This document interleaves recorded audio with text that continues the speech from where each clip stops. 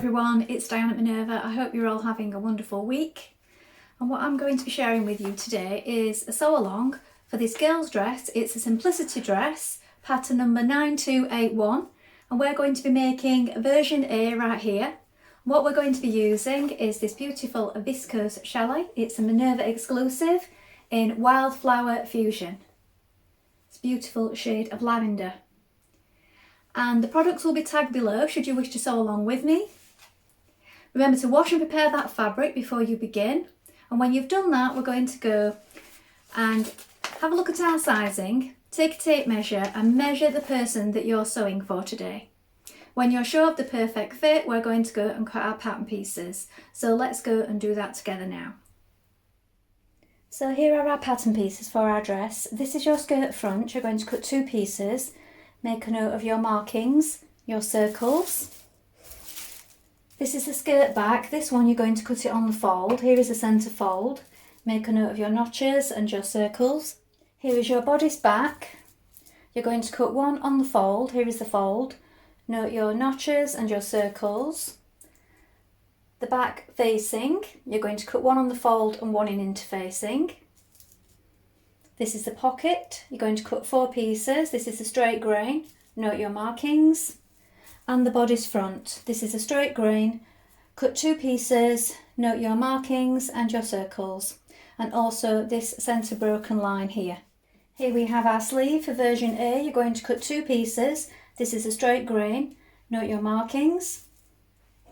This is the tie end for A, B and C. You're going to cut two. This is a straight grain. Note the circles here.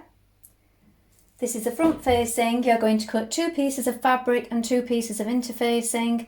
This is a straight grain. Note your markings. We also have a sleeve elastic guide. You're going to cut two, and a buttonhole guide.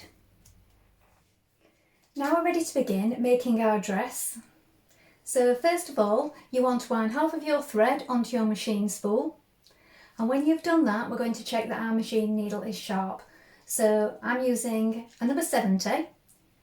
Sharps, these will be included in with the products, so they will be tagged below.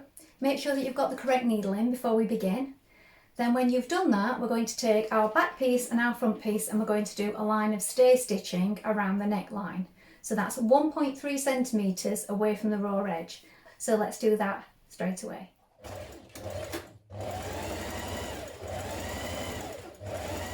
And again on the front pieces. Now fold each tie end in half lengthwise with right sides facing. You're going to stitch this with a 1 centimetre seam. Then when you've done that, you're going to turn it through and press it. Now on the back piece on the outside, pin your tie ends matching the small and large dots here. Then we're going to baste it in position. You might also want to pin your ties to the back. Roll them up neatly and pin them so that they're out of the way while you're working.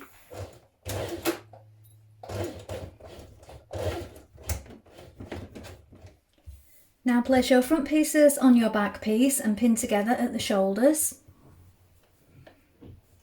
And also at the side seams, matching the notches.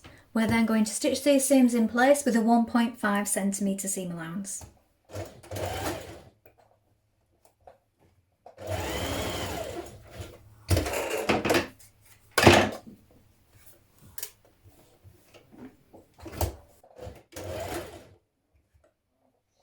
Now you're going to sew 2 rows of gathering stitches between the notches on the top curve of your sleeve.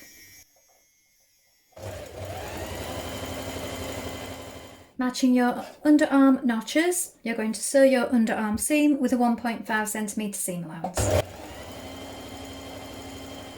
Next you're going to press under 2 centimetres at the bottom of your sleeve. Turn in 6 millimetres of this to the inside, like so. And this is going to form your casing for your elastic, leaving a 2 centimetre gap at the underarm to insert your elastic. Cut 2 pieces of elastic using your elastic guide. Then you're going to thread it through your casing. Sew your elastic ends together, then you're going to close the hole of your casing where you thread your elastic through.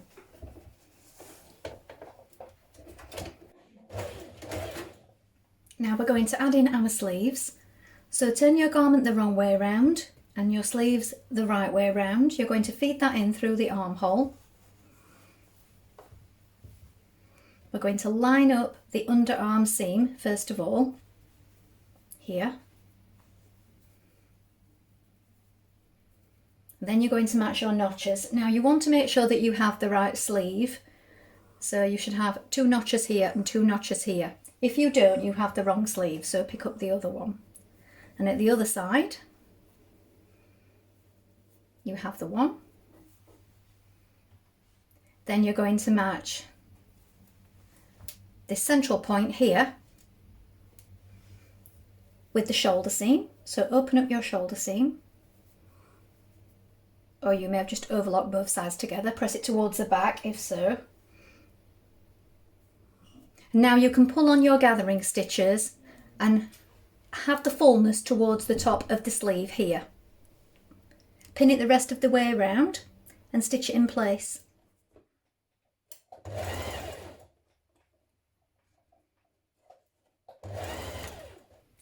Now if you make your stitch a little smaller and go over that line of stitching again, just to keep all those gathers in place and stop them from moving around.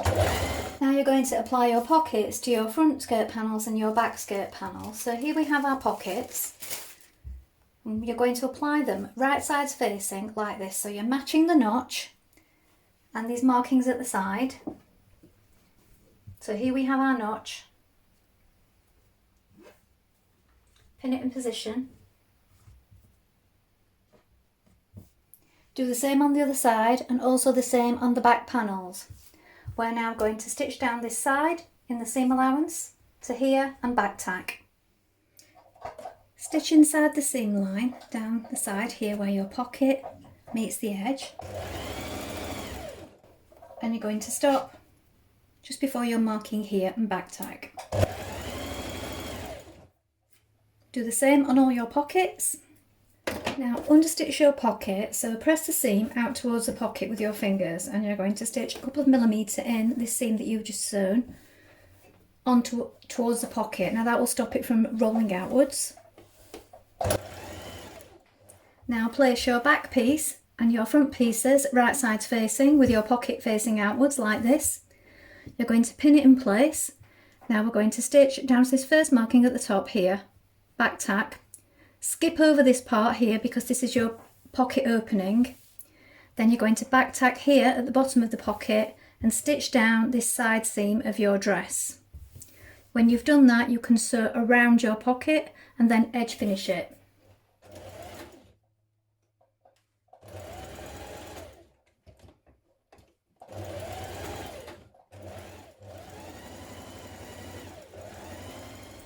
Now at this point you're going to gather the upper edge of the skirt between your notches at the front here, all the way around. Do 2 rows because this makes it easier to gather. Pull the gathering stitches on your skirt panel, then pin it to your bodice, lining up the notches here at the front, the side seams and the notches at the back. Even out your gathers to fit and pin. When you've done that, you're going to stitch it in place. Now you're going to fuse your interfacing to your facing pieces, front and back. Then we're going to join them at the shoulders here. So matching these notches, flip this piece over, line up your notches and stitch in place with a 1.5 centimetre seam allowance. Now pin your facing around your neck edge, matching the notches down the front, the shoulder seams and the notches at the back here. When you've pinned it all the way around, stitch it in place.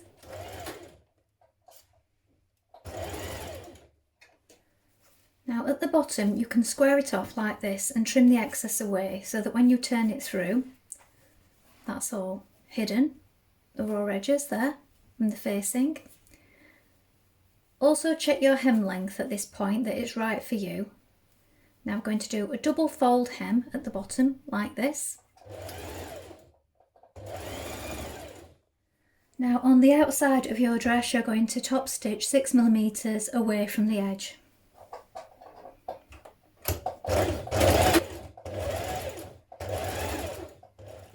Now use your buttonhole guide to mark your buttonholes, and now we're going to make our buttonholes on our dress front. Now we're going to create our buttonholes. Now mine is a 4-step function, you do this manually. Your machine may be different, so do consult your manual. Yours may do it all in one step, and you'll mark your buttonholes as you begin. So first of all, it does a bar straight across, then it goes back. You can check your size if yours is similar to mine. Then you make the bar again, and then it comes back towards you, the final step. Now you can cut your buttonhole. I would do this either with a tool specifically for this or sharp scissors. I wouldn't use your unpicker because you can cut straight through into your dress that you've just spent time on doing it that way. So sharp scissors or the little tool that you knock in. Create the rest of your buttonholes. Now to add your buttons, I would fasten each one as you go. So start with the bottom one, stitch that one in place, and then line up the next one and sew that in place, and do this all the way up. So as you can see, the button panel here is lying flat.